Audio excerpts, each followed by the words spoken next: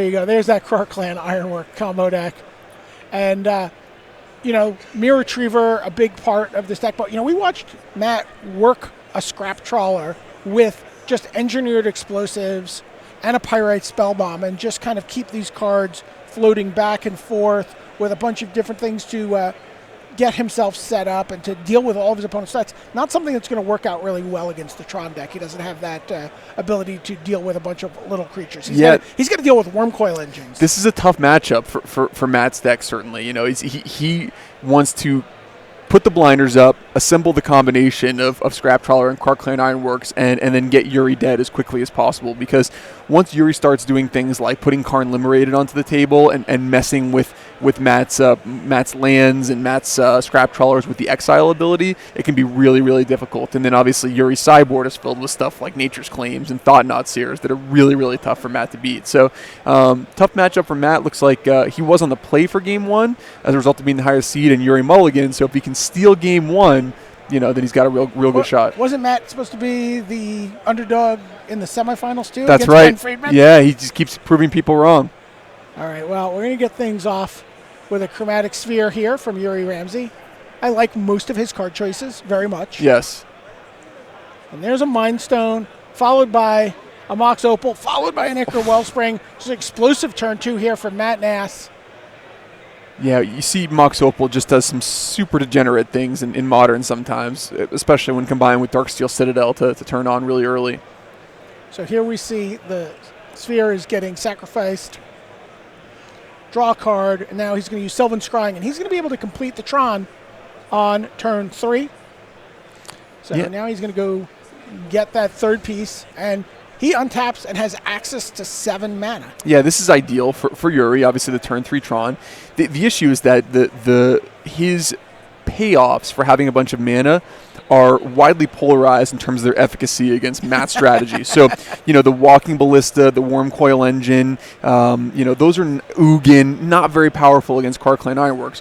But Ulamog, Karn Liberated, Worldbreaker, those are extremely difficult cards for Matt to deal with. So those are exactly the kinds of cards that Yuri's going to want here. So this is almost like a Karn or no next turn? Yeah, Karn is the ideal turn 3 play for Yuri. Turn 3 Karn, right? That's the bane of players everywhere. Matt's draw, actually, Matt's deck in general is less vulnerable to Oblivion Stone than it might otherwise seem, right? You can sacrifice the Mind Stone, the Wellspring replaces itself. You know what? It might not matter because we've just gone right to turn 3 Clan Ironworks, and I got to ask you, can Matt Nass just win from here? Oh, very easily. Yeah, he's traveling at ludicrous speed right now. He's gone completely plaid. So basically, he has access to a tremendous amount of mana. Remember, though, Matt is not playing with the Emrakul, the Eon's Torn, or some kind of instant kill card of Banefire or something of that nature. He needs to assemble this Scrap Trawler Clan Ironworks and then go infinite with Pyrite Spellbomb to kill. So there was the Scrap Trawler. He sacrificed the Ichor Wellspring, which after he had sacrificed the Mox Opal, gets to replay that. Now uses that for Ancient Stirrings. You see he's got 3 mana floating in his pool. And then again, that'll be tracked. The face down card will be used to track the colorless mana, and then face up lands will be used to track colored mana. So he doesn't require a ton of it until he gets to that end stage where he's just going to start looping a Pyrite Spellbomb. Yeah, and for those of you who haven't heard this before, Matt and Andrew stumbled across the infinite combo in this deck by accident. They found out there's a quirk in the rules where you can announce the intention to pay for Chromatic Sphere and then sacrifice both Scrap Trawler and Mirror Retriever to Clan Ironworks to pay that, quote, 1 mana cost. Both triggers will go on the stack at the same time, letting you get the Retriever back with the Scrap Trawler. It's kind of a funky rules interaction that they weren't aware of when they started testing the deck, but that's how eventually, if everything goes right, Matt will go infinite with Pyrite Spellbombs. So, yeah, now there's a green mana, and you see where the Mox Opal is just such a, it's a Black Lotus. Yeah. Basically every every cycle. He gets to keep looping this through here. He plays it for free. It makes a colored mana, and it makes 2 mana when he sacrifices it. And so now he has enough mana to activate Whir of Invention, and that's going to get him, Inventor's Fair, which kind of functions the same way. Yep. And he's going to get a Mirror Retriever. And now this is Yeah, he's able to just go through his deck. Yeah, he set it up beautifully here. So he's just really needs the kill card, which is the Pyrite Spellbomb. Although, at this point, even if you were to quote unquote fizzle, Yuri's play would be something like a Karn on his turn. I don't even know if that would get him out of this. So, and this is Matt in his element. He's basically he loves doing this more than anything in the world. And you see how quickly he's operating the deck. Yeah, absolutely. Gets another Karklan Ironworks back. And that's because he needs that so he can get back the Scrap Trawler. Or, I'm sorry, get back the Mirror Retriever. And now he's showing that he's like, I can just keep doing this over and over and over again. You know what we're seeing here, right? Turn 3 kill. Turn 3 kill. And now he's like, I'm just going to keep drawing until I get to... I'm just going to draw all these cards. I just draw all these. There's the Pyrite Spellbomb. He's like, show me that you didn't side the Pyrite Spellbomb. I'm just going to, oh my gosh, use a spatula and flip over hunks of my deck until I get to a Pyrite Spellbomb. I can draw every card in my deck if I want to with this loop. Wow. He's just grabbing cards from his deck like he was ripping a hunk of cheese off. You know what I mean? Just taking a huge swath of his deck. That's good. That's good clean Magic. That's fun. And, Matt Nass is, without a doubt, way out ahead of the pack on this deck. Oh, look how fast he operates it. It's so clean and technical. And he tricked me earlier on by playing so quickly and so confidently that I was sure he was going to win a game that he did end up winning, but it ended up being a little more touch and go than I really expected. So that's what we said he needed to do. Win that game on the play, game 1. Yuri took a mulligan. Matt had literally a perfect hand. But Yuri might have had his perfect hand there. He was set up to deploy the Voltron on turn 3 of the game, probably play a Karn Liberator or some similar Lord trick. It doesn't really get faster than that for Yuri. Yuri gets the benefit post-sideboard here, bringing in two, as we mentioned before, 2 cards that are extremely strong against Matt's strategy. Thought-Knot Seer, which can disrupt Matt's strategy and provide a clock, as well as Nature's Claim, which is, for 1 mana, an instant way to disrupt the combo. But again, Matt is so experienced with this deck that he's aware of those cards like Nature's Claim, and often will set up redundancies, and so it's really tricky to get that timing just right with a card like Nature's Claim. Absolutely, and Matt's been fighting through Stony Silences and Rest in Pieces all weekend, so certainly a naturalize effect is not something that's going to cause him any pause. From Matt's perspective, a lot for him is kind of doing the same thing. He may bring in his own Nature's Claims to try to disrupt what Yuri's doing, maybe try to catch an Oblivion Stone napping, but quite frankly, he may not sideboard at all. He may just say, let me put the blinders up and see if I can get another one of those turn 3 kills. Right now, 4 Nature's Claims in Matt's sideboard, but I think Gearport Ethergrid is the card maybe that Yuri was asking about. It's not a card you see a lot in, fair modern decks. Yeah, and not the kind of card do you think that Matt is going to want in this kind of a strategy. Sure, but I think Yuri was just like, make sure this is not something I need to be thinking about. Yep. Gearport Ethergrid. Or possibly even Defense Grid. That's another card that is, absolutely, fairly obscure, but not a card that you're going to put in this situation. Gearport Ethergrid, I think, made its debut at the World Championships, I want to say 4 years ago when Sam Black and I played in the sideboard of Affinity as a way to get around Stony Silence. We actually had copied it off of someone's Magic Online list, but that was the first time it had debuted. AKA you invented it. That's right. Yeah. Yeah, that was the World Championship that Seth Manfield won. Correct. Seth Manfield beat Owen Turtenwald in the finals. Yeah, one of the great, most memorable finals at the World Championship. And one of the great all-time performances in Magic tournament history, with Seth Manfield completely dominating the tournament. Yeah, Seth Manfield still on the ballot for the Hall of Fame from last year. Yep, that's coming up again. So make sure to get your Twitter block lists ready. What you have a thread like MTG HOF that you just mute, or I probably follow about the least amount of people of anyone I try to unfollow people more than I follow them. I think I'm down to about 59 people I follow on Twitter. I have to ask. I believe I do follow you. Okay. Yeah, I believe I do. I'm really funny. Yes. Yeah, no, I'm not, but but I take a lot of swings. Yep. No, that's the key. Volume punching is my strategy as well, and sometimes you miss, but if you land a good one, it makes all those misses worthwhile. All right, so Yuri's going to be on the play, and he is going to be packing some sideboard heat here. Yeah, and the probably the best part is that he gets to take out a lot of these cards like Ugin and Walking Ballista that are just so impotent against mass strategies. So he'll be able to have a really kind of streamlined deck, and we see probably his best card in his opening hand in Ulamog, although I don't know if he has the right mix of lands.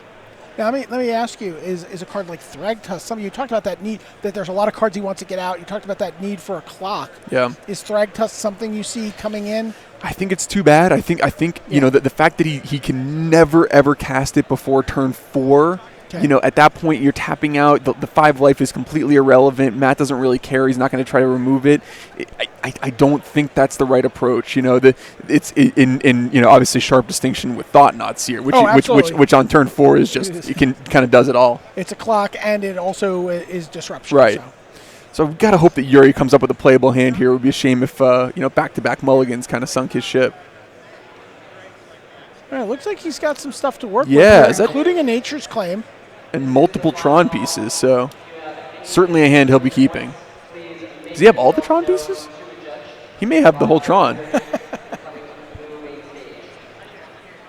That's how you draw it up. Right? Yes. And Tron is a deck, you know, one of the things that we talk about a lot in Modern, does a deck mulligan well or not? Burn mulligans really poorly because it has to assemble a critical mass of burn spells. Tron mulligans really, really well because all you really need is Tron and then anything to go with it. And everything is somewhat redundant. Yeah. So there's that Ancient Stirrings eye roll we talked about earlier. Yeah. Oh, no! He's got the Ancient Stirrings. It's not a Thoughtseize, but can you break Modern down to Thoughtseize decks versus Ancient Stirrings decks yet? Not quite. I mean, it's obviously you have decks like Humans and then Humans that totally breaks the paradigm. So Modern's in a great space right now from a deck diversity and strategy diversity standpoint. So anyone who predicted a Krark Clan Ironworks Tron finals would be lying. I do love also that you know, again, this is not a necessarily specifically super tuned for this specific moment choice by Yuri Ramsey. Again, this is his very beloved Tron deck. This is a deck he's been playing since Modern became a format. And you know what he has in his hand that's my favorite card in his entire deck, and maybe my favorite card I've seen all weekend? Urza's Factory. I haven't seen Urza's Factory in play in a long time, but I love that card. Okay, Ichor Wellspring and a Mox Opal, format Nass. And Matt, importantly, does not have a third artifact. So that Mox Opal is not producing any mana, and Yuri is going to have kind of a clean turn here to drop one of his kind of haymakers, and he really needs to take advantage of it. Here's Expedition Map getting activated at the end of turn 2. So he is going to get to untap on turn 3 this time. Did not have that option in game 1. Was that Karn? Did he just draw Karn? He's got the complete... Looks like he just did... Tron, wow. And Karn is liberated and on the battlefield. And what do you do here? What do you take away? I'm going right after a land. Opals could be redundant, but a land we know for sure is going to set him back a mana. There you see Karn Liberty.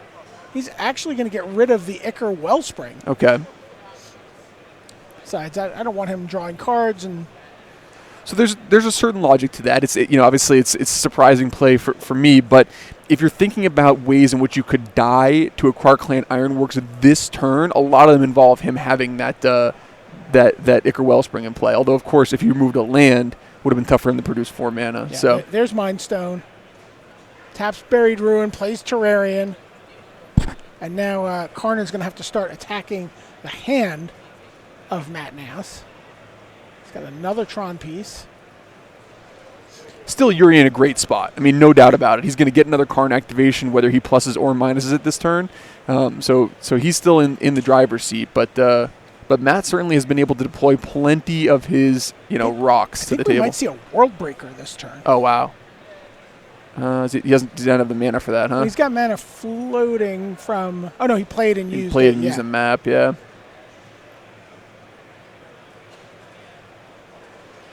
Give me a card. Like, okay, you can have this redundant Mox Opal. Yeah. So good call there, Paul. And he passes the turn back. Interesting.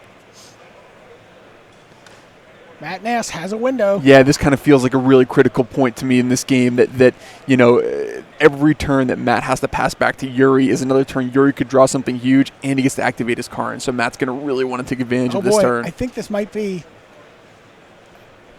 Is this the eponymous card? Is this Crocline Ironworks right here? Yes, it is. You know, this is why they, when they name the deck after this card, it's a pretty big deal when you draw it. There's Crocline Ironworks. And Yuri may be getting a little ahead of himself here. Yeah, wants to let it resolve first. So sacrifices Terrarion. And we're going to see a sideboarded Nature's Claim targeting the Crocline Ironworks with that card draw on the stack. Yeah, so this is interesting. Matt has the Buried Ruin in play. So it's hard to really figure out how much mana Matt can make. Obviously, he's going to sack the Ironworks to itself. It's like it's him to 4. And get up to 6, 8, 6, replay the Ironworks. Wow. I don't know if he has the critical mass of things in his hand to be able to do it, but we'll have to just watch and see the master at work. So he has 4 mana floating. Again, like you said, he sacrificed the Crocline Ironworks to itself. So he's got 4 mana from the 2 artifacts. Plays a Forest, plays Mind Stone. So it looks like he's not going to go for it this turn. Yeah, I think he doesn't feel like anything very pressuring is happening to him here from Yuri. And just, if we were really being nostalgic here, would mana burn for 2, but doesn't do that. Yeah, and he set up the Buried Ruin on end step to return Crocline Ironworks, so putting himself in position to go for it again the next turn. So Yuri is going to have to think, what am I going to do with this Karn, and is there anything else I can do to disrupt Matt's gameplay? I think he has an Oblivion Stone in hand. Oh my gosh. He does. So then the first instinct would be to minus Karn on that basic forest. Well, he's doing it actually on the Buried Ruin. I think he's reading the Buried Ruin. Oh, okay. Yeah. Okay. Because if he minuses Karn on the forest, it's going to force Matt to tap the Mind Stone right now. And then it will allow Oblivion Stone to really just wipe the board. He's just going to go up to 11 here, actually. I mean, I would love to see I would love to see a restarted game in the finals. I know this doesn't necessarily align with your plans. Right. But I would love to see it. Plays another Tron piece. Plays the Oblivion Stone. And honestly, that's pretty likely to be good enough here. You just sort of sit back on that Oblivion Stone. Buried Ruin is going to get back the Crocline Ironworks.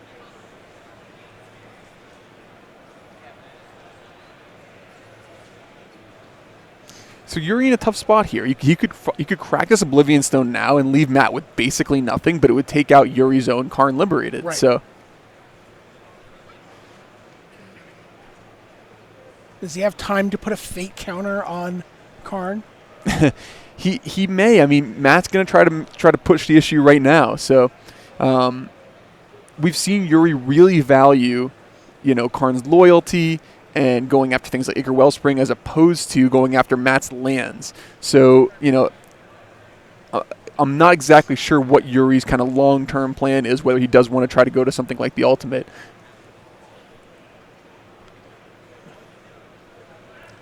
See Matt looking a little perplexed here. These are the toughest moments. I mean, they've been playing all weekend. They're exhausted, and now you're playing for the biggest amount of money, the most pro points. Oh, I was definitely not saying it as criticism. Like when Matt is like in the tank, we've watched him play so crisply. When he's in the tank, it really, that this is a pretty big moment in the match. And there's the Crocline Ironworks. Attention Magic fans, this is a final call to register. So I'm going to start by sacking the Wellspring, drawing a card. And Yuri is hoping to do exactly what you mentioned, get the fate counter onto his Karn. So he wants to do anything he can to not have to crack his Oblivion Stone on this turn. Matt, on the other hand, is trying to do everything he can to present a threatening enough board state that he does have to crack Oblivion Stone. There's a Scrap Trawler, and does he have to respond to Scrap Trawler here while it's still on the stack with the Oblivion Stone? I don't know. I've seen Matt do so many filthy things with Scrap Trawler, but Yuri's gonna gamble here. I mean, you could just strand it alone. Yeah. On the battlefield. So Terrarion gets sacrificed. I think that's going to bring back Mox Opal. I think Yuri has gone down this path of, I really want to untap with that Karn in play. And I mean, I would really want to untap with that card in play. It might not be realistic. I think he's going to have to pull the trigger. I just hope it's not too late. yeah, at this point, he could still pull the trigger and it could still be okay, but the best possible window to pull the trigger is certainly gone. Matt Nass is now asking a question about timing on stuff, I'm sure. See if we can find out from the floor what he's looking into. And this Ironworks deck is certainly one of the most complicated with triggers and timing rules and abilities. So when it's a complicated enough situation that Matt Nass, who's played this deck more than almost anyone who's played their modern deck, is asking a question, it's a really complicated situation. Yeah, Matt has stepped away from the table to ask a question of the judge.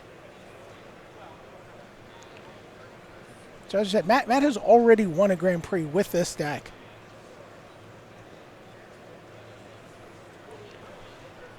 And I'm seeing if I can get a little bit of clarity on what he's asking about. I imagine it has to do with the timing here. Yeah, the only timing that I see is the Scrap Trawler triggered ability.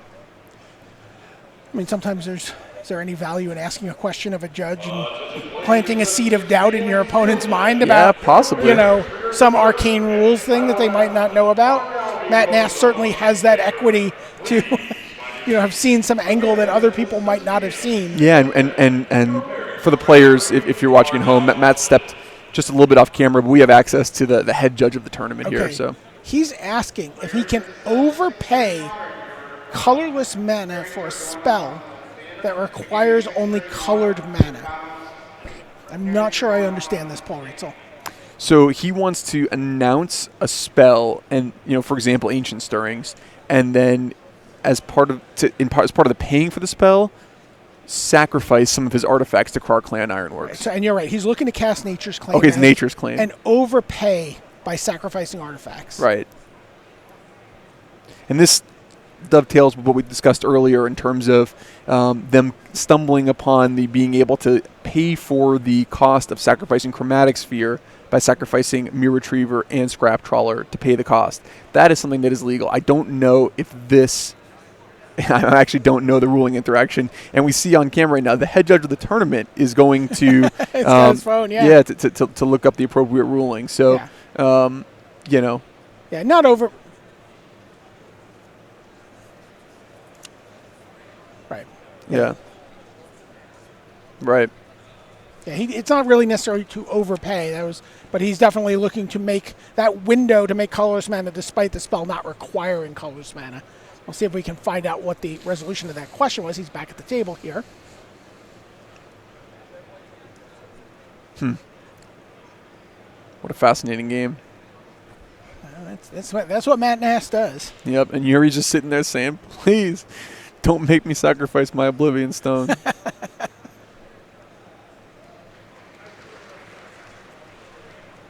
Oh, wow, there's Mirror Retriever. Oh, wow, and that's why this is so important to him.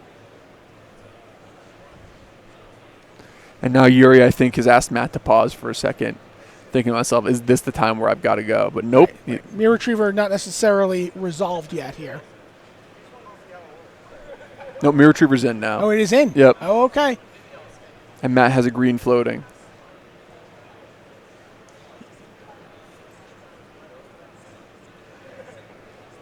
So he sacrifices, gets Terrarion, but he's just making a loop here with Terrarians and Mox Opal.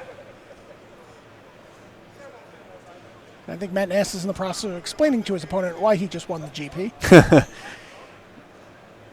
Okay, so now it's time, he says. Okay. Here goes the Oblivion Stone.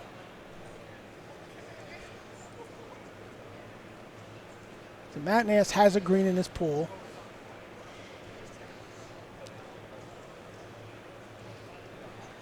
So we're turning Opal and drawing a card around the stack here. He asked if while casting spell he can use the window to activate mana abilities that create colorless mana even if the spell he's casting doesn't require colorless, and the answer is yes. Okay. So Matt's got a bunch of triggers now. And he's going to basically be able to get back Mirror Retriever, Scrap Trawler, Karkland Ironworks. Just everything just comes back. Yeah, and he still has plenty of mana. Opal. So I think Yuri maybe might have waited a little bit too long to pull the trigger on that Oblivion Stone. Wow, look at this. This is just absurd. There's the Karkland Ironworks. And he can just do this all again. Is Matt Nass about to win the Grand Prix? I think Matt Nass is about to win the Grand Prix. Through an Oblivion Stone. Yeah. Through an active Karn and an Oblivion A Stone. Karn that was played on turn 3 and activated 3 times on the play. So next time you're sitting at home crying about a turn 3 Karn, just remember to pack your Mirror Retrievers. Wow, look at this. And now he's just able to rinse and repeat this over and over again. He's having so much fun, too. I would be having more fun if I could honestly follow exactly what he was doing, but he just goes so fast. I mean, basically what he's doing is every time he goes through the cycle, he's drawing a card. He's making mana. You know, the Mox Opal is just a Black Lotus with buyback. Yeah, and Yuri's decision this game have not worked out for him. But you could see the logic for all the decisions that he made, and certainly, you know, playing against this Karkland Ironworks deck is a task. I mean, it is mentally mentally taxing and extremely complex, and knowing the right timing to use your interaction is hard. It's not easy. Well, again, Matt Nass, who's played this deck more than anybody, had to go and talk to the judge to Right. just clarify some new sort of corner situation Right. of this deck. And, how can you be expected to know exactly what you're supposed to do against it if you haven't played enough? This is just a master class from a great deck builder and someone who's a technically excellent player as well. It's a pretty fiendish combination. Yeah, and I'm happy for him. Great run for Yuri Ramsey, and congratulations to him on the $5,000. I think a lifetime pro point increase of about 600%, and getting all of his cards signed by some of his favorite artists. Yeah, again, that was his primary motivation for coming to Vegas, and now he's qualified for the Pro Tour. Wow, yeah. Long flight from Australia to I think Atlanta, or I'm not sure exactly which Pro Tour it'll be. But all right, there's the Spell Bomb. He's going to extend the hand, and Matt Nass has Karkland Ironworked his way to another Grand Prix trophy, just coasting through this tournament. And when I say coasting, I mean navigating a field of turn 3 Karns, Stony Silences, Rest in Pieces, many Nature's Claims, and throughout this 2 days to get here. So doing it uphill. Yeah, I mean, when you think about the finals, Game 1, Matt Nass killed Yuri on turn 3. In Game 2, Yuri had a turn 3 Karn, activated it 3 times, and played an Oblivion Stone. Matt Nass brushed that right off of his shoulder. He said, no problem. My deck has no problem with that. Knowing all the timing intricacies, he may be inventing new rules for Magic for all I know. I honestly can't exactly follow it, but it's super impressive to watch, and he's the puppet master with this Karkland Ironworks deck. You just have to give him all the credit in the world. There you see him getting his photo taken. We're going to get a chance to hear from Matt Nass shortly after Mark Calderaro finishes monopolizing him. And he's ready to dunk a basketball too right now, so he's good to go. So wow, yeah, they're going to get him set up. That was just amazing. Matt Nass has been a combo player for as long as we've seen him. There's all sorts of Rally the Ancestors decks, Hardened Scales decks. And he played that Elf deck going back to his first Grand Prix win, which has got to be 2011. Oh man, even it was a long time ago. Yeah. I think it was before San Francisco, the week before San Francisco Worlds, but maybe not. It might even be further back. Yeah. One of that combination of being a deck builder, tuner, and technical player has led him down the road to some really complex decks that maybe don't end up looking as dangerous out in the world without him piloting them. Let's hear from Matt Nass a little bit. Matt, congratulations. Brian David Marshall here with Hall of Famer Paul Rietzel. We just got a chance to watch you play.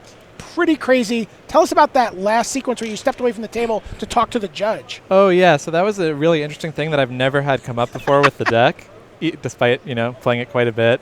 What I was trying to figure out is one thing that you can do when you're playing around removal, in this case O-Stone, but I also thought he might have Nature's Claim or Spatial Contortion, is you can sometimes sacrifice things simultaneously so that if they have a removal, they can't interrupt your Scrap Trawler. But you can only do that when you have an opportunity to pay mana abilities. So that would be like playing a spell or activating the ability of like a Chromatic Sphere or Chromatic Star.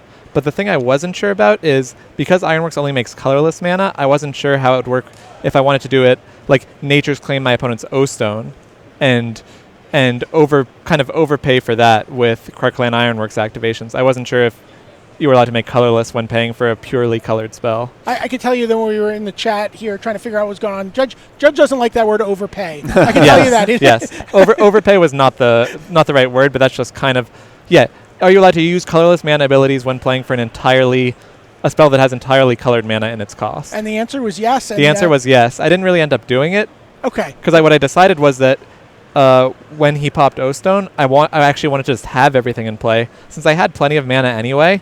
And if Miraretriever, Scrap Trawler, and Ironworks die simultaneously, as you saw, you get them all back plus a 1-drop. Right. Yeah. Matt, congratulations. I think Paul Rietzel here. I think that what you've shown this weekend and throughout your whole experience playing Karkland Ironworks is that perfect combination of the brilliant creative mind for the combo deck with just pure hard work. I mean, you and Andrew Beckstrom are just out there grinding matches and refining and perfecting the deck, both in terms of the list and the play. Is this your favorite deck that you've ever played, and what do you like so much about Karkland Ironworks? Yeah, thanks, Paul. A lot of hard work went into this deck. Shaheen Sarani had the original list from the Pro Tour, and then me, Andrew Beckstrom, Sam Pardee, and Ben Weitz all worked really hard, playing a lot of Magic Online, and put the deck in a pretty good place for Grand Prix Phoenix. Then once Humans got popular, we figured out that we just wanted burn spells for that matchup, got the deck even tighter, and then, the rest is history. That's funny you mentioned that Shaheen Sarani list. That list, original list, looked a lot closer to what Eli Cassis was playing also in the top 8. Yeah, Eli and Shaheen are good friends, and I believe they work together on this. How does the deck evolve from that Emrakul? It seemed we saw an Emrakul, just resolve pretty early in the game. It seemed great. Yeah. How do you make that decision to move towards this much more fiddly, complicated version of the deck? I'm always a believer in the sleekest win conditions possible, and Pyrite Spellbomb is just a card that, you're playing a lot of eggs anyway, and as eggs go, it costs an extra mana to activate, so it's not the best. But for your win condition to be comparable to the cards that you'd be playing anyway is just so powerful. Also, it's just an all-star against humans.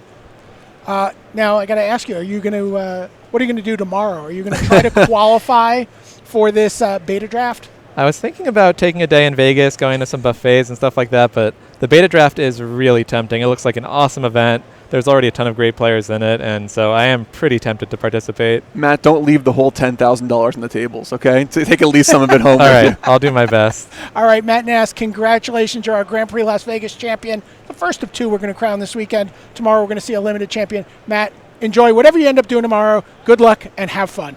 Thanks. All right, so that's it here for Grand Prix Las Vegas.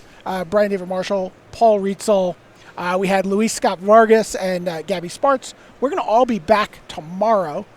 And we're going to be doing draft. Yes, booster draft. I love it. I love watching Modern, but for me personally, when I'm watching a stream, I love to watch a good booster draft. And I've just been looking at some of the table to my right, and it's going to be some stacked pods going into tomorrow. Yeah, we're going to get to watch multiple drafts through each of the stages along the way, but also we are going to get to watch that aforementioned beta booster draft.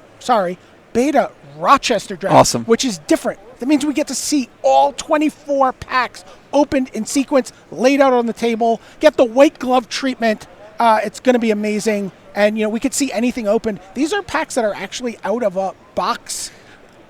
Yeah. And honestly, people are talking about Lotus, Moxen, Ancestral. This would be great. I mean, obviously, we'd go crazy if we saw one of these, but I want to see Chaos Orb. I want to see Chaos Orb also. People are asking, if you're an old school player, feel free to tweet at me. I want to know what your technique, not for flipping a Chaos Orb. Everyone knows how they flip a Chaos Orb. I want to know your technique for protecting yourself. Spread it out. How do you spread it out? We talked to Elaine Chase. She's the vice president of Magic. She would take her cards. and put it on the far extreme leftmost portion of the table. Wow. So if you wanted to go, you could try to Chaos Orber, but it might just fall off, and then it wouldn't count. So anyway, we'll be back tomorrow, 9 a.m., Booster Draft, and then Beta Rochester Draft. Don't go anywhere. We'll see you guys all in the morning. Thanks a lot for watching.